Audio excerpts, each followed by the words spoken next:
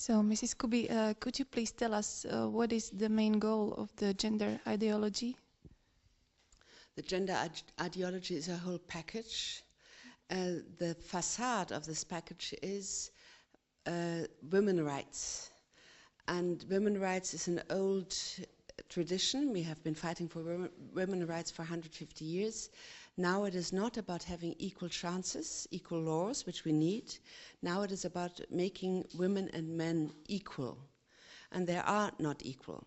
So in Germany we have 2,000 Gleichstellungsbeauftragte, women in organizations, in political and economic and public organizations, who make sure that women come first.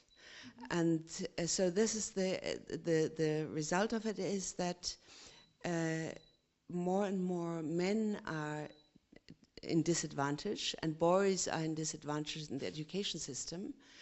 And I think the truth is that women really want to have power over man. And it goes in that direction. So that is only the facade. Behind it is the deregulation of sexual norms. Any kind of sexual behavior is okay. And it goes further than this. Not only is it allowed, we have to say it is good. And we have to teach our children in school that any sexual orientation and any sexual activity, whatever you desire, is fine. And in fact, this is being taught in schools in sex education.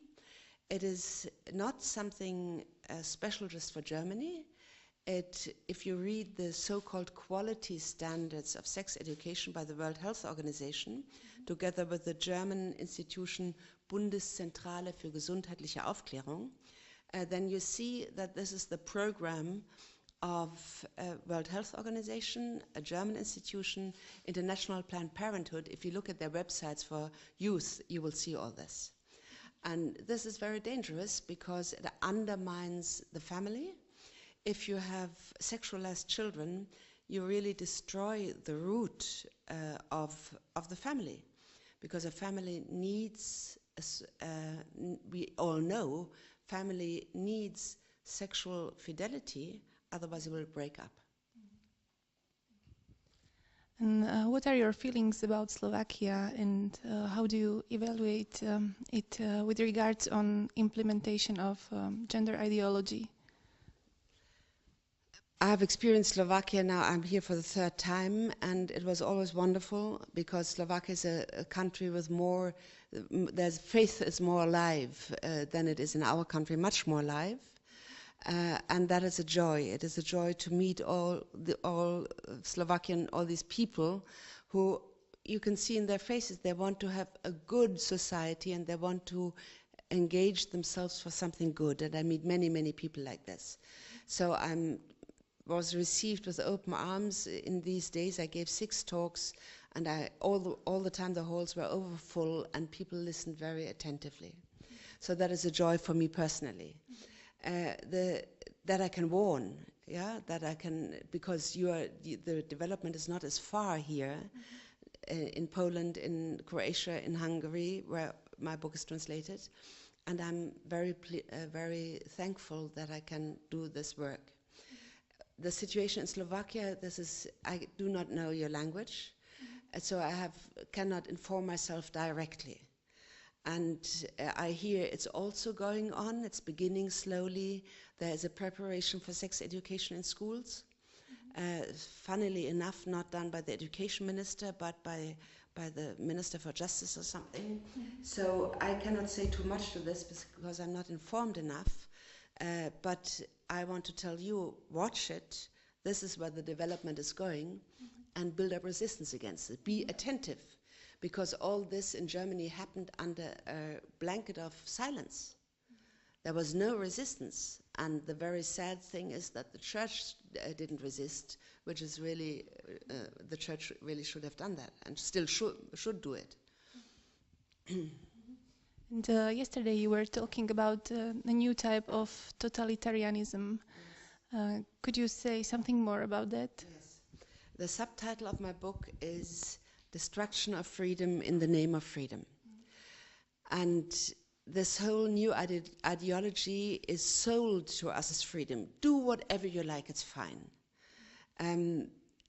But what we notice is that a discrimination of Christian values is beginning, and the law by which this is made possible is our anti-discrimination laws. In the United Kingdom, it's called Equality Act. Everything has to be treated equal, especially people with different homosexual orientation.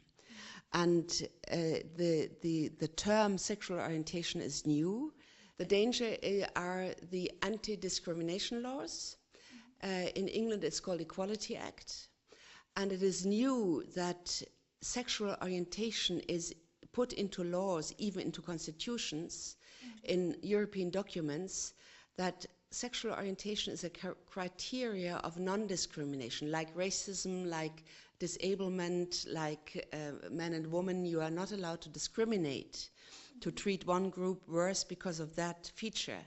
Now it is sexual orientation, and in Germany, for instance, there's a battle to get it into the constitution. And once we have in the constitution the prohibition to discriminate because of sexual orientation, we have lost everything. Because as soon as we teach our children, we make a difference. Discrimen in Latin means to distinguish. Yeah? And we must, as Christians, it is vital, we must distinguish between good and bad. We must teach our children to distinguish. And it is necessary to see the difference between heterosexual behavior, which allows procreation, which allows family, which allows a happy life and fulfillment of love, and homosexual behavior, which has very great risks. One of them is that the life expectancy is 10 to 20 years less. And we are not allowed to talk about these things anymore because we are discriminating. So this is very dangerous, and here in Slovakia, you haven't got these laws yet. You must watch it and build up civil resistance that this is not happening. Use everything you can. Use the possibilities for referendum, whatever you can. Yeah, you have to build up a civil movement of resistance. And this is the law level is one thing. The other level is the sexualization of children in school. To teach children that any kind of sexual orientation is good and fine, even let homosexuals go into schools and tell young boys, we help you to come out. This should not be allowed. And who is pushing and why is pushing this ideology into the states of the EU? It is a marriage of radical feminism and the homosexual movement. And very often they are the same, because many radical feminists are lesbian and are single. So this is, they have got together, and they are the minority which is behind that. The feminists pretend to speak in the name of all women. This is not true. They speak in the name of single women who are successful in professional life. They do not speak in the name of young women who want a family. They do not speak in the name of mothers who want to be there for their children. They're really against all that. Yeah? The question is, why is this minority of radical feminists and homosexuals, why do they have such huge influence? Yeah, that the campaign of, in this year, the United Nations started a campaign, Free and Equal, to a campaign for LGBT rights in all member states. Why is this happening? And it is obvious, and one can prove that the high finance, the milliardaires who, like Bill Gates, Soros, Buffett, and Bezos from Amazon, who is a homosexual himself, they are behind this agenda. They finance it. And of course, why do they do this? I haven't got really a satisfactory answer. One thing one can see is that the United States of America, since the 70s, have programs of reducing world population by sterilization and by depending their aid programs on abortion and contraceptive programs and so on. You can prove that. But for myself, for my understanding, this is not quite sufficient to understand this whole movement. I'm not bothering myself with finding the answer. I say what is happening on the level where I can have influence and you can have influence.